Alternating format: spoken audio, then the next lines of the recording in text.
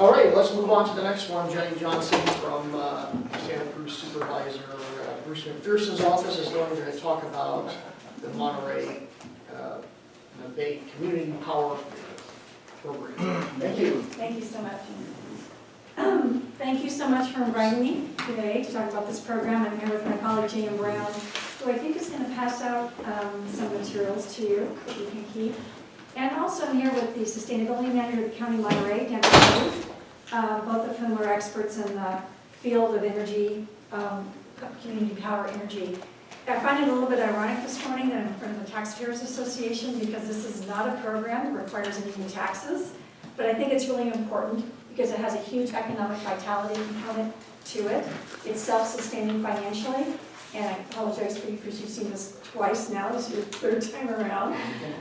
So tell me how I do if I get it right. I would like to introduce the program or the project with a video. It's about 4 minutes.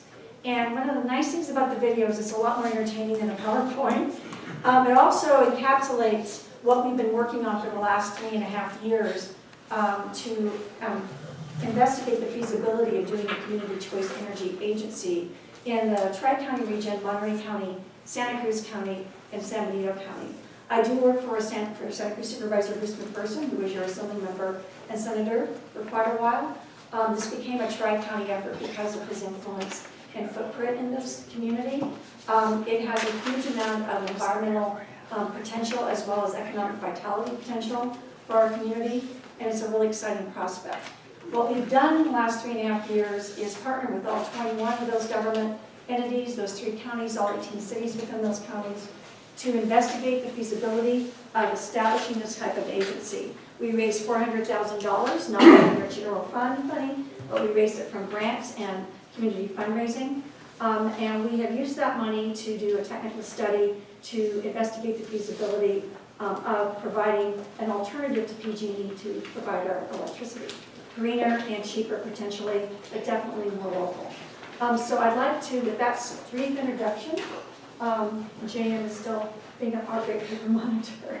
I'm going to have JM cue up the video, which is going to summarize for you very briefly in 4 minutes the results of our investigation for the last 3.5 years. And then we'll talk more about what those numbers mean and what it means for our region.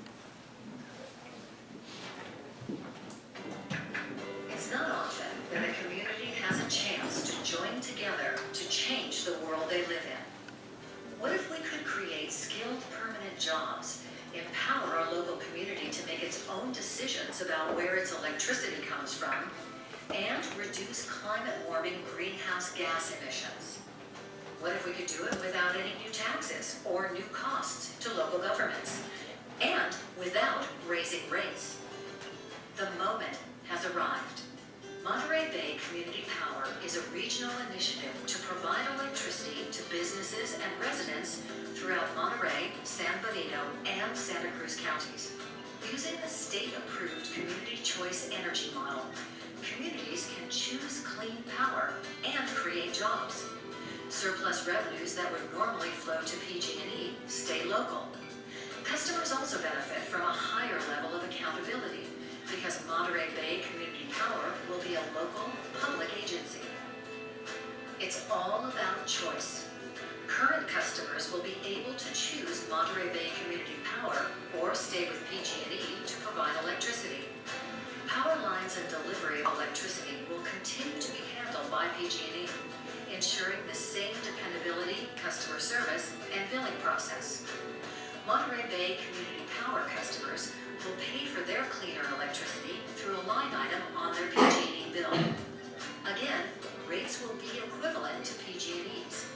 And through Monterey Bay Community Power, our local community will choose where its electricity comes from and how to invest revenue surpluses that currently go to PG&E shareholders. The best decisions for our community come from our community. Monterey Bay Community Power Initiative, for the first time, gives Central Coast residents and businesses a choice in where their power comes from, building on the progress we've made in using renewable energy. This initiative will empower our community, increase transparency, and lead to real results in everyday lives.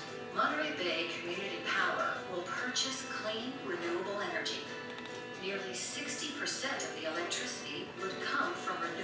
sources, compared to approximately 30% currently provided by PG&E. Here at the Monterey Regional Waste Management District, we're turning waste into energy. We take methane gas that is released from decomposing material in the landfill and convert it into energy through our generators. We are helping to meet a key climate action goal to reduce greenhouse gas emissions. Monterey Bay Community Power will allow our region to increase its use of clean energy sources. Everyone wins, and so does our planet. While offering rates equivalent to PG&E, Monterey Bay Community Power will keep surplus money in the community, which will help stimulate our local economy by creating numerous jobs that will produce nearly $1.4 billion in estimated total economic output. Monterey Bay Community Power will also establish many permanent operations and maintenance jobs, providing additional estimated annual economic output of $28 million. Monterey Bay Community Power is based on a proven successful model in the state of California. For example, in 2014, Sonoma County launched Sonoma Clean Power, which in just 1 year reduced its climate emissions by over 40% and saved its customers millions. Marine Clean Energy is offering its customers a choice of 56 to 100% renewable energy, nearly double the clean power offered by PG&E. These examples, combined with a technical study, point to a very bright future for Monterey Bay Clean Power. Monterey Bay Community Power offers an opportunity to empower residents and businesses to keep money local and make decisions that deliver economic vitality and cleaner energy for our region and our future. Our moment has arrived. I'm really tired of watching that actually, because we worked really hard to raise money, not from general funds, to do this investigation. And the outcome of that investigation said that we can double our renewable energy in this region and not pay more than we're paying now for that electricity. Or we can maybe do a little bit more renewable energy than what's being offered to us right now, and maybe even save money, if that is the choice of what we want to do. But the real point is that if we have local choice, we can either stay with PG&E or have an agency, government agency, joint powers agency that can procure greener energy for us. That's a really good thing for our local region. As the marketplaces for energy ebbs and flows, they do go up. As you all know, right now it's very favorable, the marketplace, to procure really good renewable energy. Even though that is more expensive than fossil fuel energy, it's never been cheaper than it ever has been than it is right now. So it's a great opportunity for our region to consider establishing this agency, building organizational capacity, paying off our startup debt because there are some initial costs, and building reserve revenues that will allow us to use those monies to create local green power jobs. I wanted to give you one number that wasn't included either in the PowerPoint that we passed out to you, or actually it might be somewhere in that PowerPoint, but it wasn't in the video, and that is Sonoma Clean Power, which has been providing clean electricity to its customers for 2 years, has just finished their second fiscal year a few months ago. They have $35 million of surplus revenues in the bank. They paid off all their startup debt from when they started 2 years ago, and they are providing 38% of their power from green renewable sources. They have a lot of geothermal up there, which is not considered renewable, but it's very low carbon, and they're over 75% carbon free. So what they've done by establishing a clean power agency up there has really benefited their community in a number of ways. They have incentivized the local school districts to put solar, for example, on their roofs, and those roofs have become moneymaker for those school districts, and they make all the power they need, and their surplus energy is being sold to Sonoma Clean Power. Last year they wrote $200,000 of checks back to those schools because that was the additional revenue that they earned by selling their surplus renewable power to the local clean energy agency. So we're excited about the numbers and where you're at now, your county of Monterey, your city of Salinas, the rest of the cities. We're talking together with your executive staff and your city attorneys, or county councils, your chief administrative officers, as to what it would look like for us to form this joint power agency and to move forward with the numbers that we have compiled for them. So at this point, I bet you have a lot of questions, or maybe a few. I'm going to stop and I'm going to answer your initial questions. So in the video, at one point, it touted great savings. Second place, it said it'll be cheaper and greener, and third point, it says equivalent. What is historical in Sonoma and other places, and does PUC guarantee or approve your rate raises? If we give the power from PG&E to this company, what is likely to happen to the rates? Those are great questions. So the answer is all of the above. In other words, in Sonoma, their rates are 8% below PG&E, but they're at 37, 38% renewables. In Marin, they're over 50 to 100% renewable. Their rates are in rate parity, they're equivalent. Who sets our rates is our local governing board, local choice, not PUC, our local board with local input from community groups and citizens. So really what you want to do is balance the need. Is it more important to save money and have a slightly lower renewable portfolio? Or is our goal to have a highest renewable portfolio we can and not spend any more? So those are the kinds of dials and decision making that our local board can make. Now there is a role for the PUC in this project. Our local board would have to write a business implementation plan and the PUC has to certify it. We have to make sure that if we form this local agency that we're going to be able to serve our customers appropriately. In Sonoma, 89% of the electricity customers get their power from Sonoma Clean Energy and 11% stayed with PG&E. And similarly in our area, all of our customers would have that option. They can opt out of getting their energy from the Clean Power Agency or they can stay with PG&E. Either one, and in fact, if they're not happy with one, in a year they can go back, which is great. What will it do to rates? That's why we had to do the technical analysis. We had to make sure that I could stand in front of all of you and the rest of the citizen groups and assure that you wouldn't pay more, and in fact there is an opportunity to pay less and still increase our green power, and in fact that's what our analysis shows. What we did was we pulled all the electricity usage from all of the electricity PG&E customers in this Tri-County area. It's a lot of customers, 285,000 to be exact. They spend $355 million a year on electricity. It's a lot of money. And so we pulled all that exact data, at what time of day they're using it, by the sector, etc., and that's what we analyzed. Can we, as a local agency, provide and offer equivalent or cost-saving services to those customers? And the answer is yes. Yes. So those are guaranteed? So like, sorry, my question is like going off on the rates. So the local agency offers the same price or lower cost, but is that guaranteed? Like, do you always see what you're paying in contrast with PG&E? Sure, yeah. So once your local board is formed, Joint Powers Board is formed, and there's more work, by the way, that we have to do besides the work we've done here in the technical analysis to get to the point where we can actually provide electricity. But once we get to that point, your local board sets the rates. And yes, it's very transparent, exactly what those rates are compared to PG&E. Absolutely. So the answer is yes. And once your local board, it's like your local water board sets your rates, right? And you go as citizens or citizen groups, and you say, we don't want to pay more. Or we don't mind paying a little bit more for these services, or whatever it is. But you have that local control. The next steps after your county and your cities make a decision to form, and that's what they're in the process of thinking about right now. There still is a business implementation plan that needs to be written. You need to hire a very small staff, actually. This is not a lot of staff at this agency, less than 20, probably more like less than 10, and initially more like 5. So you're going to have a CEO, and you're going to have a few other folks. It's a very specialized kind of, it's not only just for utility, but it's a very specialized kind of government agency.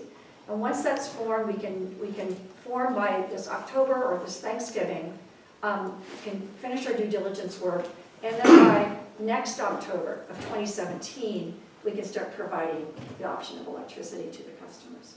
So we still have a bit of work to do between now and then, and there's startup costs involved with that, a couple of $1 million.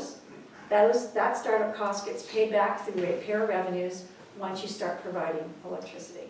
And again, as I said, Sonoma Clean Power has paid off all their startup debt. They're debt-free, they have $35 million of surplus in the bank. They'll have $50 million of surplus in the bank by the end of this fiscal year. And they're actually going to use that money to increase their credit rating as a local agency, government agency, so they can float a nice inexpensive bond and build a lot of local renewable solar and wind in their county, which creates the local jobs. Yes, So if I may, you use the current infrastructure, the wires, the delivery system. that's right. And PG&E gets paid for the distribution, which by the way, they make most of their money now distributing anyway. But yes, you use the same. And the source of your powers, until you actually get up and running on solar, is what PG&E currently has. So your So- agency would go out to the market, just sorry to interrupt you. PG goes out and procures electricity for us right now on the open market. And part of it is nuclear, not very much coal in California, but a little bit. And then most of it's fossil fuels, and then there's some renewables. And they go out and they get a mix of power for us. And right now, that power mix, 30% of it's renewable. Your local agency would do the same thing. There is an open market for that, and there would be a procurement process to go out and procure that power. And why would we be able to beat PG&E rates? Because we have aggregated, this is called community choice aggregation, we are aggregating as a community our buying power, essentially. And Why would that you allows have us- more buying power than what's currently on the market? Because it's already out in the marketplace. How can you transition to that statement you just made when right now we have this large company, brick and mortar, a whole line of employees, service available, and you have words and just trying to form a nonprofit? Right. So how do you come in and pontificate that you're so wonderful, we're gonna do these nice things for you people, come with us, and in the backside of it, what you're saving, you're paying PG&E for the use of their physical structures, their employees, and so forth. The numbers, they don't seem to add up. Okay. Can you tell me why? So let's talk about that, sure. So yes, PG&E, there is a contract between your local agency and PG&E to distribute the power that's procured by your local agency. And of course, PG&E gets paid for that. They get paid for their customer service, which they'll continue to provide. There will be no PG&E jobs lost in this region because of this initiative. We're talking about your jobs, not PG&E. I'm talking about PG&E jobs will not be lost in this region because of this initiative. No jobs, PG&E jobs have been lost in Sonoma or Marin, none. Because you still need those employees to maintain your grid, to do the customer service that they do now. If we have a storm and the lights go out, we've got to have them go out and put the lights back on, right? What they're doing is they're providing the distribution for what the energy that we procure as a local government agency. So yes, you're right. It's a local government agency that goes out and purchases power. It doesn't have very many employees, and those employees aren't out there on the poles maintaining the distribution lines. You're right. PG&E does all that. It's a partnership. It's just that PG&E is not procuring your electricity for you, it's the local agency. And a local agency has enough buying power with all of us buying together that we can go out and compete in the open marketplace and buy really good, clean energy. PG&E is an investor in utility, and they make anywhere from an 8 to 15% profit, which is fine. I have lots of respect for that business model. That profit that's built into their structure that we all pay those bills, that profit, if you are a customer of the local agency, stays with that local agency, and that profit, that surplus can be used to lower rates, to pay down debt, startup debt, to create local renewable energy projects, which creates local jobs, yes. So it seems, I mean, there's communities around Roseville, Sacramento, Santa Clara, that PG&E doesn't provide the energy. Those are municipal. The residents and the municipal and the residents in those areas benefit from the savings because of the bulk buy that they do. And then, so now it seems to me that this particular group, the main focus is not necessarily lowering the rates to energy consumers, but it's to work on renewable energy. And I guess the second part of my question would be, obviously this group has been working and there's a staff, and who's funded to this point the Monterey Bay Community Power Group? Those are both great questions. So again, the difference between a municipal utility think SMUD, think Santa Clara County. They have a municipal utility. They own the grid. They do all the customer service. They do all the wire work, right? That's a brick and mortar jobs, and that's what they do. What we're doing here is we're not pulling that away from PG&E. That's actually quite high risk, and it's really difficult to do. Palo Alto, for example, Palo Alto has had their own municipal utility for 100 years. And, 100 years ago it was a lot cheaper to put it up than it would be for us to try to do that now. What this is simply pulling one thing away from PG&E, and that is procuring electricity. The procurement process of going out in the open market and procuring that electricity. Your second part of your question is this more about renewables or about rate savings? It can be both. So when we investigated all these numbers and we analyzed them, our electricity load and our rates compared to PG&E and what would that look and how much would be renewables, all those things, job creation, surplus revenues. We have all those things posted on a website, which I'm going to point you to in a sec and you can go and see. 300 pages of analytics, so you can go on there and look at the spreadsheets and all the process we used and all that.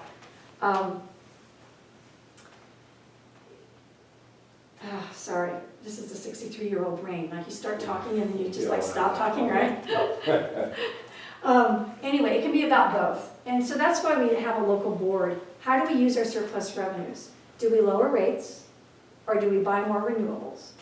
Sonoma decided to buy more renewables and their rate is on parity with PG&E. Sorry, that's Marin. Sonoma decided to have 8% below PG&E rates and slightly more renewables. So these are the decisions our local board would make with input from local citizen groups. And the average citizen comes in and says, I really want to save money. One thing that's very, very important for you to know, and I'll tell you about where we got the funding so far in a moment. All of the low-income specialized programs that PG&E offers right now, the CARE program, all those programs, they absolutely remain the same. There's no difference. In fact, you still get your PG&E, you would still get your PG&E bill if you were a local community choice energy customer. You would just simply have, if you were not with PG&E, it would be your PG&E bill with one additional line on it that would show that you are a Monterey Bay Community Power customer, and that's who's charging you for your electricity. So they even do the billing and that level of customer service. So the $400,000 we raised, 350 of it came from a state grant that I personally wrote, actually, with a team of people in the County of Santa Cruz. County of Santa Cruz has been the lead partner in helping this partnership push this forward. So we had a regional committee on which Dan served, he was county's representative. We had a representative from most of our 21 government partners who sent their representatives once a month to a meeting and they informed the technical study process. But we raised $350,000 with one grant, wrote a few other grants, and then raised about $25,000 in the community from folks who just wrote checks and thought it was an interesting project. And the Community Foundation was our fiscal fiduciary for that. So it was our goal, we had a goal specifically of not impacting local general funds. We don't want to touch anybody's budget. We wanted to provide and deliver this analysis and this good information to our community partners, our cities and counties, and all of you, on somebody else's dime. In this case, the state of California decided this was a worthy project and they funded it. That was great, and through a competitive grant process. We also didn't even imagine anybody would want to consider paying more money for greener power. We just figured that in our community, because of the economy, we're still recovering from the economy crash of 2008, that everybody would not want to pay more, they might want to pay less. So we investigated 3 different scenarios. One was, how high of renewables could we go out there and buy and be on the same rate structure as PG&E? And then the second scenario was, how high can we get in terms of greenhouse gas reduction and carbon free, which is sort of an additional, you're adding geothermal and other kinds of things into the mix and still be on rate parity. And the third one that we analyzed was, how high can we get with renewables and have some rate savings? And so we analyzed all 3 of those scenarios and they all came out very positive that we can either save money or we can be on rate parity with PG&E. Yes. So first of all, I have solar panels already, so what's in it for me to be pro this? And it doesn't make any sense, none of this makes any sense to me that we could save money Because first of all, everybody knows that green energy costs more than carbon-based energy. So your costs are higher. PG&E, why aren't they smart enough to go and, they have a bigger buying power than Monterey County and San Bernardino County and Santa Cruz, so why don't they get rate reduction for us to begin with? Great, that's a great question, but which I don't have an answer. Yeah, I mean, this does not, and then why is PG&E, are they, they have all this infrastructure, they have to pay for it. So if energy costs more, you have to pay rent to PG&E. It makes sense, doesn't make any sense that we can save money. Okay, so. I mean, totally does not make sense. Sure, so I have solar panels on my house too. And as you know, we who have solar panels are gonna create the energy that we use in our dwelling, whether it's our, our commercial building or our house. And then if we're lucky and we have a little bit of excess, PG&E might buy it from us for a little bit of money. It's not much, as we know. Right, almost zero. Yeah. Almost zero, Yeah. yeah, it's not very much. So what's in it for you as a current provider of distributed generation, that means generation on lots of different rooftops around. And is that the local community choice energy agency can buy your surplus from you for more than PG&E. In the country of Germany, this is how they've become the biggest user of solar in the world. Almost half their energy comes from solar. They created what's called a feed-in tariff program. And they basically said, if you have a property owner and you put solar on your roof, we'll buy it from you for this amount versus what you can get from this investor in utility. And that drove the marketplace. So that's what's in it for you. So why can it be cheaper? Why it can be cheaper is, right now renewables are more expensive than fossil fuel, as I said a few minutes ago. They are lower than they've ever been. There's really a lot of projects on the ground in California and in the western third of the United States. Really a lot of solar, a lot of wind. It's really exciting that it's all coming up, both on individual rooftops and utility scale installations. So it's getting cheaper by the day, but it's still more expensive than fossil fuel. As I said, there's a delta between 8 to 10% surplus delta that PG&E makes on everything that they do for us. They're an investor in utility, they owe a dividend to their investors. It's a business model and that's fine. We don't have to pay a dividend to investors. As a local agency, we can use some of that delta to either keep the rates low or save money. But And buy renewables, because you're right, the higher the renewables, less money you're going to save. So again, in Sonoma, they're at 38% renewable versus PG&E at 30%, and they're 8% below PG&E rates. Marin rate parity, but they're at 50%. So they chose to use their surplus to pay for those renewables. Okay, so I understand that Germany has some of the highest electrical rates in the world, not cheaper. I mean, if we're going by your scenario, it should be cheaper somehow. Well, Germany, I use Germany as an example of feed-in tariff. And I actually can't even speak to their rates, frankly, but I can speak to the rates in our region because we analyzed it. And we had professionals analyze the load, the current PG&E rates, and then if we went out and procured on the current marketplace, what would our rates look like? And what we discovered was that we can double, literally to 60% renewables and keep the same rates as PG&E. If we want to save money, we can get almost 40%, 38% or so renewables and save money. That's what our analysis shows. When we actually, Sonoma's analysis, when Sonoma Clean Power did their technical study, it actually showed when they did it, because it's an analysis, right? It's a modeling tool, that they would have to pay more for more renewables. When they actually went out to bid, the marketplace was so favorable that they were able to get almost 40% renewables at 8% rate savings. So they got really lucky on that one. Both Marin and Sonoma used their surplus revenues to subsidize their ratepayers. So is the federal government or the state government subsidizing or going to be subsidizing part of the rates? No, we won't need to, because you've got enough surplus revenues where that won't be necessary. And let me say to you, let's talk about surplus revenues for a moment. Our entire region, our Tri-County region, our 21 governments, 3 counties, 18 cities, if we partner together and do this, in a couple of years, when we assume we'll have a similar kind of participation as Sonoma, 85% is what our prediction is. Sonoma's at 89, Marin's at 85. So that's not completely pie in the sky, other folks have done it. So we have 85% participation after 2 or 3 years, and we're debt-free. We will be booking $8 to $10 million a year in surplus revenue with this agency. That is our prediction. Do we get to vote on this, or is it, we're No, because just? it's not a new tax. Yeah, it's I not mean, before the voters. well, I mean, I think we should be able to vote whether we want to have that available to us. So your city council and your county board of supervisors are the ones that vote. Community choice energy is something that's enabled by state legislation, and it's a city and county level decision because it's not a new tax. It's not a bond, it's not any of those kinds of things. So if you like it or don't like it, you should tell your city council and your board, your supervisor, because they're the ones that will be voting to say, yes, we want to offer this option, or no, we don't. Right. Yes. So I've been watching you for a little more than a year now, and it occurs to me that the biggest obstacle to making this happen to you is political, not financial. I agree. You have every government and every city council and county who thinks they know the best, and you're trying to put all these people together to come up with a common set of rules.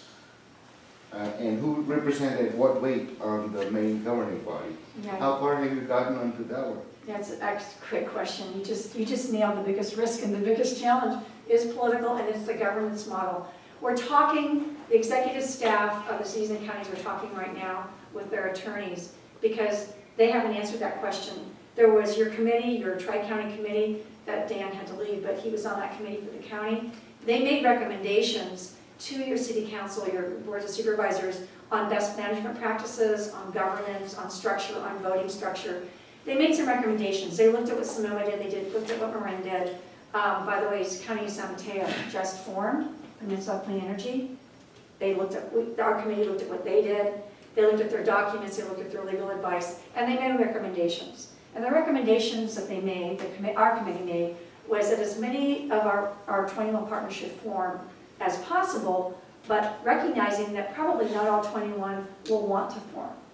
I mean, realistically, to get all those folks in the same room to say yes to something sort of this innovative and new, probably not, frankly.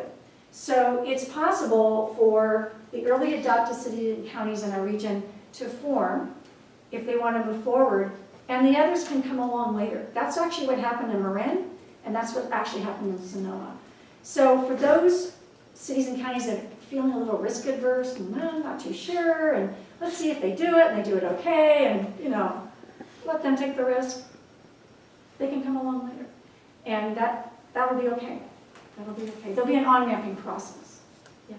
Well, correct me if I'm wrong, but all those agencies, all those different cities are gonna get, they're hoping to get some of that surplus, right? Isn't that the plan? I mean, that's the carrot and dangle them to come into this. The surplus goes into the local joint powers agency, and there's a firewall between that agency, which has a standalone local board, to which those cities and counties appoint somebody, right? That's a standalone firewall board, and that surplus stays with that local community choice energy agency, so it can be used for the benefit of the ratepayers to either procure greener energy or to lower rates or to incentivize solar on roofs with low-interest loans or no-interest loans, to incentivize energy efficiency programs, because if we lower our load, we won't have to create as much or buy as much. So how we use those surplus revenues is up to the imagination of the community and that local board, and those cities and counties do not get any of that surplus revenue. Their community benefits from it because they're benefiting, that local board's going to benefit the ratepayers. And that's what you want. You can have all kinds of complementary programs that can really help the community, but really what you want are the ones that are going to create economic vitality. You're going to want to create local projects so that, because the more we have to transport that electricity over the grid, the more we lose. If we're buying it from out of state cheap, we lose 40% of it over the grid, right? So we want to create it locally if we can. We don't have enough solar and wind here locally to make 100% of our needs. So we have lots of opportunity to use those surplus revenues to create those local projects. I'll tell you who is really interested in this project are your local landfill guys. They love this project, and your local air quality control officer, Rich Stedman. the guy that runs Salinas Valley Solid Waste Authority, Patrick Matthews, and Tim Flanagan, who runs your marina landfill. Those guys have all served on the regional committee, and I'll tell you why. Well, the air quality control guy is low, he's interested in greenhouse gas reduction, right? And this lowers greenhouse gas reduction, or reduces it tremendously. We'll talk about that in a moment. Let's just talk about the money for a minute. The landfill guys, every time they recycle something, they don't make enough money on that recycled material that actually, it costs them more to recycle than what they make on it when they sell it. That's sort of the commodities market right now. So they only really make money when they bury something in a landfill. And we have less and less garbage, but we're still burying plenty of organics. And even with the new statewide composting laws coming into play, where we're going to have to compost with municipal landfills, they have plenty that they can convert into clean energy. So they're interested in this project because they want to take everything they're burying, convert it into clean energy, so they don't have to bury it, and sell it to the local community choice energy agency for more than PG&E will buy it from them right now. So your marina landfill, your Monterey Regional Waste Management District, is already siphoning all their methane, and they're using that to power the wastewater treatment plant right next to their landfill. And they also power their what's called a dirty MRF. It's a materials sorting facility. And they take out all the garbage and they sort it out, and they sort it. Yes. Anyway, did I answer your question? Yes, I did. thank you. Yes. So the joint, I've got a few questions. The Sure. Joint Powers Board is appointed, not elected. They are elected officials that you elected to your cities and counties, and then they appoint one of their own to that joint, just like you do with the Air Quality Control District, just like you do with your other JPs. Okay. So you said a majority of PG&E's costs now are the infrastructure and service provisions, correct? They make a lot of their profit off the distribution, is what I said. So when they go to PUC, that portion is still going to keep going up and up, and that'll be passed on to everybody, PUC does regulate them and tells them what they can charge. okay, which So- includes customers of. That's correct. So there's one of the people that's going to have to be on the staff of this local agency, Sonoma Moran, has a person who's an advocate at the PUC for the local agency. You can call him a lobbyist, you can call him what you want, but that's a person who pays attention to all the PUC advisory letters and rulings. Because you've got to pay attention. If you're going to do this, you're going to pay attention to the regulations. Western Utility, Southern California Edison, and PG&E are going to constantly try to undermine our ability to make sense of this as local aggregators. So yeah, you have to watch that. And one of the things we've seen locally is now with, when Jerry Brown enacted his water conservation, the utility companies were still able to charge for the water they didn't provide based on state mandate. So they can, are they able to apply for the energy or the service they're losing because of Monterey Bay Community Power, so we're still paying for it anyways? So as you're talking about, that's an outstanding question. PG&E has gone out and procured energy for us as customers, right? And they've got some long-term contracts around that. If we form and they lose some of those customers, they've got what's called, they've got abandonment costs, because they've got those contracts. Yes, they are allowed to recoup those in a fee. It's called the PCCI, I don't know. There's a crazy acronym for it. And yes, it would be added to the bill for the local community choice energy customers. We factor that in when we analyze.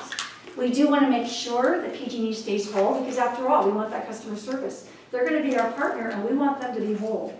But those contracts do sunset, and those fees do go down. Okay, so we're staying, hypothetically, if we're a customer of Monterey Bay Community Power, we're staying equal with PG&E, but PG&E is going up. Exactly. If I could follow on that, because you keep making your comparison to a savings over what PG&E charges.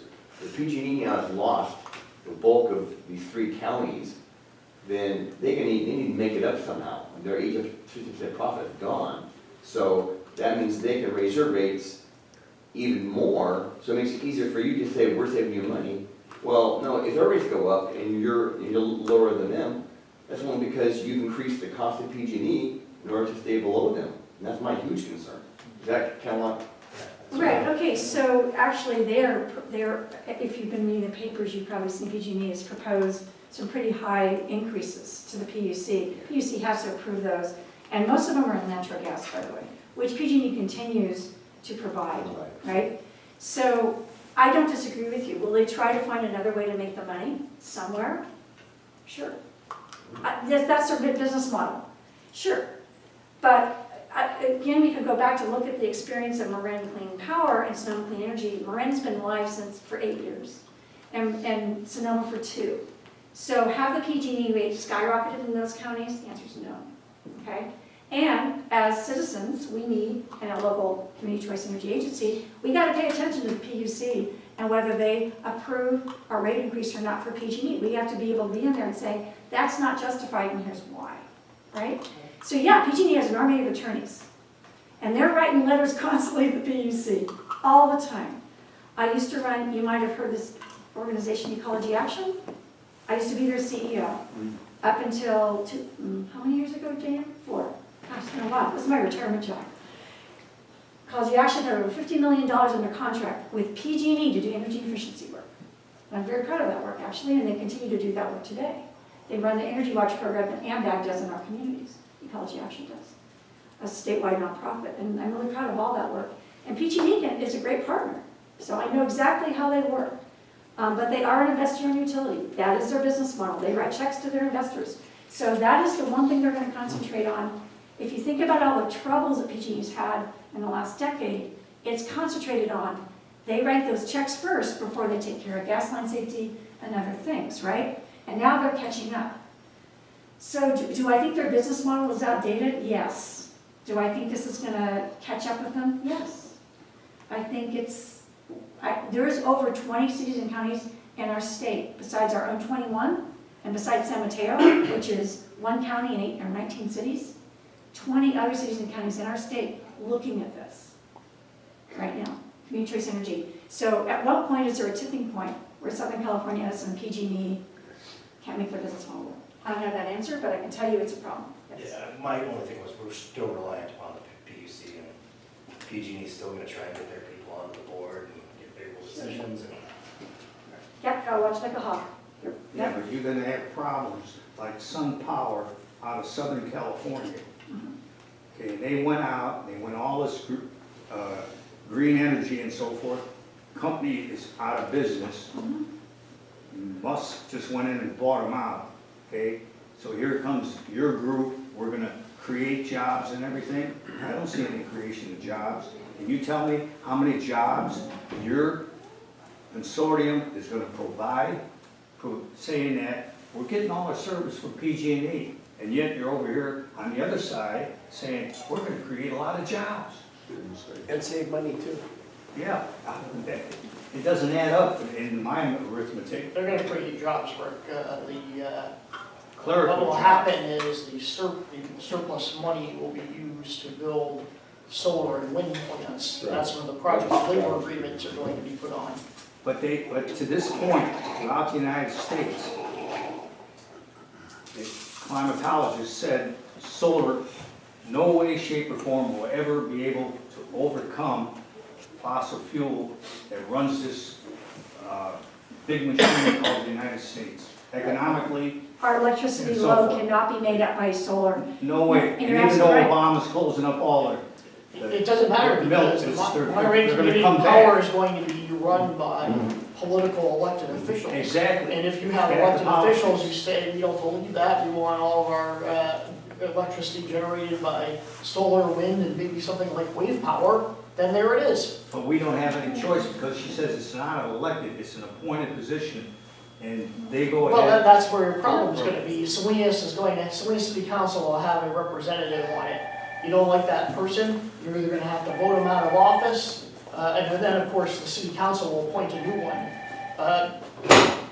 You're gonna have a hard time, you're gonna have to watch us talk and maintain it, because there'll be a constant string of people coming in who are going to say, as I said at the beginning, where, here's a chance for your community to change the world. And the reason why I'm having groups like the Salinas Taxpayers Association about hearing this in the chamber is because if you look at the records, and no offense to anybody, so far the development of this has been dominated by environmental groups, social activists, social justice groups, and unions. And everybody in the community needs to be a part of it. You also have to be careful that if Salinas is involved in the beginning, and you let City of Santa Cruz, for example, have disproportionate power over setting up the initial policies, then you're gonna have the project labor agreement in place and the goal that by 2025, all energy will be generated by solar and wind regardless of the cost. So this is really a political matter when it comes down to it. My personal feeling is that it's inevitable, so you know what? You're just gonna have to deal with what comes in. And yeah, you'll probably see PG trying to get people booted out of office and, you know, solar companies trying to get people elected to office. Controlling electricity, that's a lot of power. Yeah, so let's talk about that. The gentleman that had to leave, absolutely correct. We cannot make up our electricity load, our need with solar alone or wind. There's no question about it. We can lower our load though. We can make our built environment more efficient, which is another way, a use of the surplus revenues is energy efficiency programs. We can help the agricultural sector do energy efficient water pumping and watering systems. You could use surplus revenues for that kind of a program, really help our farmers, our local farmers, to put those kind of systems in play, or they couldn't afford the capital expenditure. That lowers our load, then we can go out and buy greener power. But it's always turning the dial. So in other words, rates versus renewables, which are more expensive. Yeah. And the ultimate goal, ideally, would be to wave a magic wand and that all of our energy is purchased from the Community Choice Energy Agency from local renewable resources as much as possible. Distributed generation, which is our rooftops of our houses, and we're making it where we need it, and then also probably some utility scale. But solar's not going to get us there. Wind's not going to get us there. The landfill guys might get us there. They got a lot of organics that they're burying. That might get us there if we can get some clean technology, which is evolving. So yeah, there's a lot of challenges. It's not without its challenges. I really appreciate the opportunity to be in a group other than an environmental group, because there's two sources of our greenhouse gas. Let's talk about the environmental impact for a moment. We've talked about the money a lot. In this region, there's two sources of greenhouse gas. One is from the transportation sector, and correct me if I'm wrong, but I don't think we're going to get people out of their cars anytime in the near future, and nor are we going to get them into an electric car anytime in the near future. The common person, right? A lot of us, I do have an electric car, but that's expensive. So we're not going to be able to lower our greenhouse gas a lot from the transportation sector for a long, long time. It's going to take a lot of years. But the electricity, the energy, the other half of our greenhouse gas comes from the electricity that we use. And if we can make that more renewable and green, we can lower our greenhouse gas very considerably in a very short amount of time. And we don't have to be 100% solar local. We don't even have to be 50%. We can just be better than PG&E. You asked, why isn't PG&E doing this for us? That's a great question. I can't answer it. Probably forced by the PUC.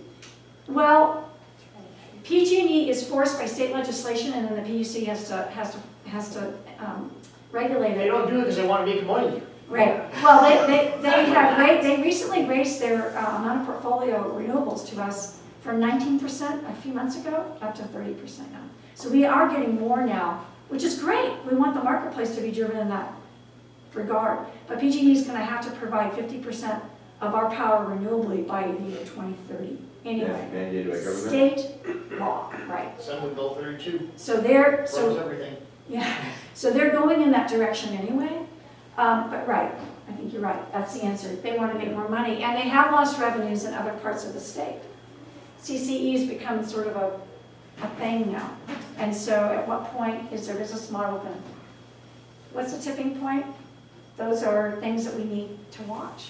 You know, In the meantime, we can form and build organizational capacity and purchase decent renewable electricity and pay off our startup debt. And in 2 years, when the electricity marketplace starts fluctuating and PG&E starts to raise rates again from their side of the fence, or gas prices on their side of the fence, we will have a local agency, debt paid off, money in the bank, organizational capacity built so that we can go out and compete fairly in the local marketplace and keep those rates down locally. It seems like to me PG&E would be smart, since they're overpaying for electricity and all that now, and since they're going to be getting competition, they probably should go renegotiate their prices now so that there's no value in doing what you're doing.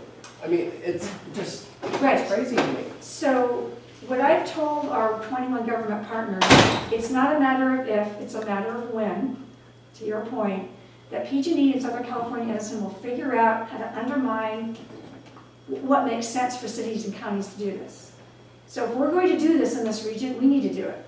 The marketplace is really good to procure. We have a real good opportunity right now. Our numbers look good. And even if it's a half a dozen of our 21 partners or half of them, if we want to do this, we should form and start getting down that road of building that organizational capacity and making sure that we can start providing this energy and be really solid footing S&O with clean power is in a couple of years with 89% or 85% of the marketplace. Because they will figure out how to undermine the numbers so it doesn't make sense for us to do this anymore. I mean, undercut. Right. Undercut, thank you. Exactly, well, if they can do that, then let them do it. What do we need to do for them? I mean, if they're gonna do what you, I mean, what I'm hearing you saying is, we need to do it, we need to get our things started now before they're able to match our pricing. If they can match our pricing, then. Eventually, but in the meantime, we have an opportunity. So, you're right. Yeah, you do as a government agency, because you'd be the government agency, right? Yeah, I work for county assembly because I work for a supervisor. So, I mean, I'm not in favor of having just more government employees just to have more government employees. If No. you're telling me they're gonna do it anyway, in the private sector, then. I said what they're gonna do is they're gonna figure out, they still have to make money, and that's important to them, and they're gonna figure out how to make money no matter what. And in the absence of competition, you will not pay lower rates. Could they do that? Sure. They could do exactly what you suggest. You had a question? Yeah, so I just am confused about the whole, I understand when you're operating on a surplus, like that's after like a 2-year plan, like in Sonoma, you said. Well, who's eating the cost beforehand?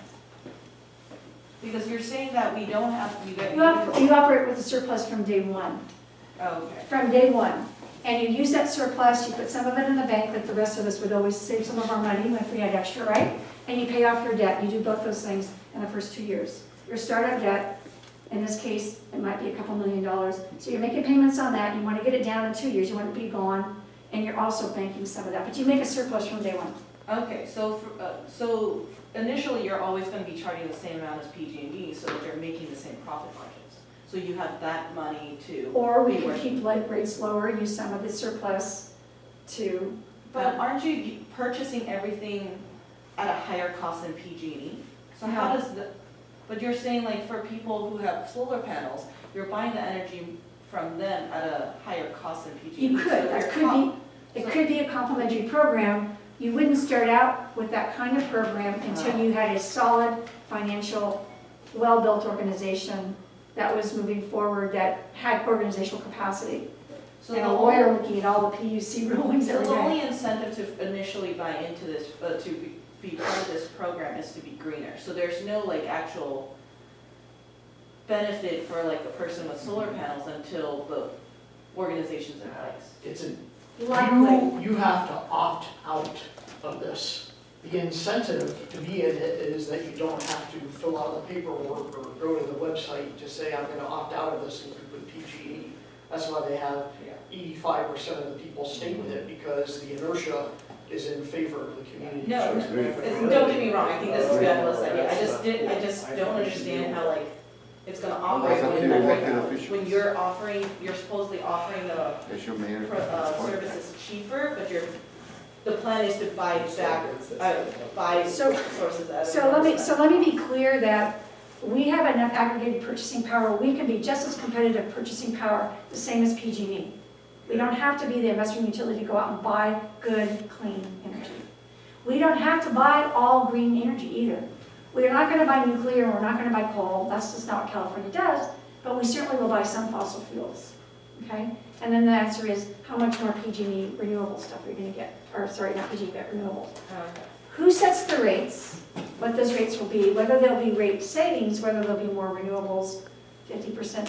That's your local board after it forms. And all of you have to inform that board and tell them what you want. So, thank you so much. Well, I don't think people want an awkward departure. I don't know if you would be willing to stay around and mingle with people who have additional questions. You now know something that hardly anybody knows about, and it's big.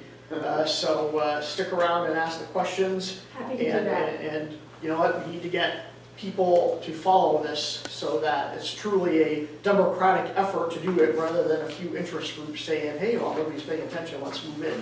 So thank you for coming, thank you for speaking about this. We'll do a post or two about this and keep it up, so.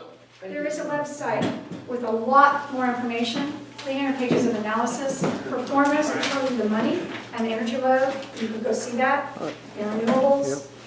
Yes. I had a quick question on the organizational documents that lays out the mission and vision and where the power is going to be divided. Has that work begun? What stage are we at? Yeah, Or it's is it just pretty much initial done? conversations with the executive staff of your city and counties, because they have to make a recommendation, yes or no, to your elected officials. So they're getting their heads around this right now with all the analytics we've done, and they're working on making a recommendation. I think you can start looking for recommendations moving forward to your elected bodies sometime in October. Thank you And to that Rich will all- Shepherd for this, for setting up the meeting room and taking care of it. And that will all be, Thank you. that will all be very transparent. What I would suggest is if you want to follow this, register on the website, mbcommunitypower.org. Yeah, it's on there. And then you will get automatic from constant contact, oh, there's going to be a meeting, there's a proposal before the city of Salinas council, and then you go to there and you'll see what it is and so forth. Now, if you want to know what the actual recommendations are on governance, so posted on the website is, the first section of that 300 pages is only about 10 pages. And it's a summary, so you don't have to swim through the whole thing, it's a summary of the recommendations. And it does cover the brief recommendations regarding governance. There's also an entire section on the detailed governance recommendations. So you can go, and there's a table of contents, so you can go there and you can see, you can read for about a half an hour and you can see what those recommendations are. Thank you for coming. This is really helpful. Good.